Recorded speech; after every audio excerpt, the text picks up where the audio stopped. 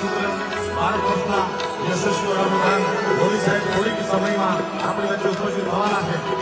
ત્યારે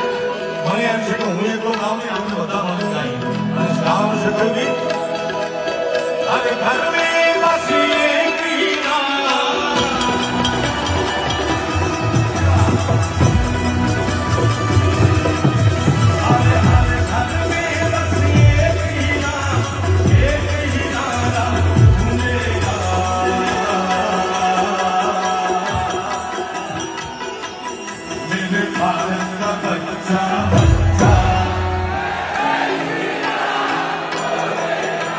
દરેક વડીલોને માતાઓ બહેનોને જેને ભારતીય હોવાનો ગૌરવ હોય જેને સનાતની હોવાનો ગૌરવ હોય એ બધા બે હાથ ઊંચા કરી મારી સાથે ગાયો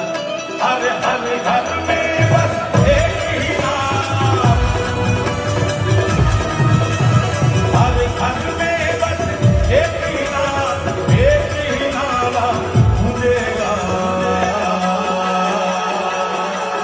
પૂરે ભારતના બચ્ચા બચ્ચા सूरत का